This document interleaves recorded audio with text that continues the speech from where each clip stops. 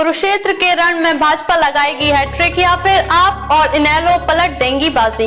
आपका स्वागत है कुरुक्षेत्र मीडिया के स्पेशल प्रोग्राम कुरुक्षेत्र की बात में। तो आइए आज बात करते हैं 2024 की सियासी महाभारत की। सबसे पहले आपको बता देते हैं चुनाव से जुड़ी बड़ी अपडेट। बीजेपी प्रत्याशी नवीन जिंदल 2 मई को नामांकन भरेंगे। वहीं इंडिया गठबंधन उम्मीदवार सुशील कुमार गुप्ता भी 2 मई को ही नामांकन भरेंगे। नवीन जिंदल के लिए सीएम नायब सैनी मंत्री सुभाष सोदा जनसभा करेंगे। वहीं गुप्ता के समर्थन में सुनीता केजरीवाल और आप सांसद संजय सिंह और कांग्रेस के दिग्गज नेता कुरुक्षेत्र पहुंचेंगे। अभय सिंह चौटाला 1 मई को शक्ति प्रदर्शन के साथ नामांकन भरेंगे। कुरुक्षेत्र की बात में यहाँ की राजनीति पर नजर डालें तो यहाँ 2014 में पहली बार कमल खिला था। 2019 में दूसरी जीत के बाद हैट्रिक के लिए जोर आजमाइश की जा रही है। आंकड़ों में इस सीट पर कांग्रेस का दबदबा रहा है। पिछली 2 बार से भाजपा उम्मीदवारों ने जीत दर्ज की है। कुरुक्षेत्र के चुनावी रण में इस बार किसके सिर ताज सजेगा, यह तो 25 मई को मतदाता तय करेंगे। इससे पहले इस युद्ध में उतरे महारथियों ने अपनी अपनी जीत के लिए पसीना बहाना शुरू कर दिया है। सुबह से लेकर देर रात तक मुख्य पार्टियों की ओर से चुनावी रण में उतारे गए योद्धा अपने अपने तरकस से तीर निकालकर एक दूसरे पर निशाना साध रहे हैं। महारथियों के साथ संबंधित राजनीतिक पार्टियों की निगाहें भी सियासी महाभारत पर टिकी हुई हैं। आंकड़ों पर नजर डालें तो इस सीट पर पूर्व में कांग्रेस का दबदबा रहा है, लेकिन पिछले 2 लोकसभा चुनाव से यह सीट भाजपा के खाते में रही है। खास बात यह है कि इस बार कांग्रेस ने गठबंधन के तहत इस सीट को आपके खाते में दिया है।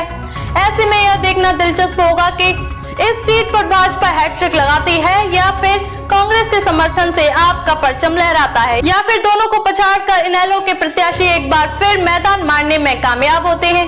कुरुक्षेत्र लोकसभा सीट 1977 में अस्तित्व में आई थी।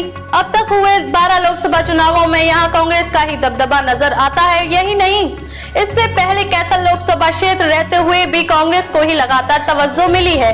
1957 में मूलचंद जैन, 1962 में देवदत्त पुरी और उनके बाद 1967 एवं 1971 में गुलजारी लाल नंदा इस क्षेत्र से सांसद बने थे। ये सभी उम्मीदवार भारतीय राष्ट्रीय कांग्रेस ने ही उतारे थे। कुरुक्षेत्र लोकसभा बनते ही वर्ष 1977 में जनता पार्टी के रघुवीर सिंह विर्क, तो उनके बाद 1980 में जनता पार्टी सेक्युलर के मोहन लाल सैनी सांसद बने थे। भाजपा ने अपनी जीत का सिलसिला 2019 के चुनाव में भी बरकरार रखा। इस बार भाजपा ने चेहरा बदलते हुए सैनी समाज के ही नायब सैनी को मैदान में उतारा था, जिन्होंने कांग्रेस के निर्मल सिंह को पछाड़ते हुए जीत हासिल की थी। नायब सैनी अब प्रदेश के मुख्यमंत्री हैं। ऐसे में भाजपा ने इस बार कांग्रेस के पुराने दिग्गज नवीन जिंदल पर दाव लगाया है, जबकि इनेलो से अभय चौटाला ताल ठोक रहे हैं। यह पहला मौका है जब इस सीट पर कांग्रेस सीधे तौर पर मैदान में नहीं उतरी है। उनकी ओर से इंडिया गठबंधन में सहयोगी आप के लिए सीट छोड़ दी गई है। यह भी पहला ही मौका है जब आम आदमी पार्टी प्रत्याशी इस सीट पर प्रमुख उम्मीदवार हैं। यहाँ से पार्टी ने अपने प्रदेश अध्यक्ष और पूर्व राज्यसभा सांसद डॉक्टर सुशील गुप्ता को चुनावी योद्धा बनाया है। कैलाश सैनी ने 2 बार किया इनेलो का झंडा बुलंद। प्रोफेसर कैलाश सैनी ही ऐसी नेत्री रही जिन्होंने यहाँ एक साथ कई रिकॉर्ड दर्ज बनाए। वे यहीं से आज तक एकमात्र महिला सांसद रही हैं। उन्होंने 1998 और फिर अगले ही वर्ष 1999 के चुनाव में यहाँ से जीत दर्ज की और इनेलो का झंडा बुलंद किया।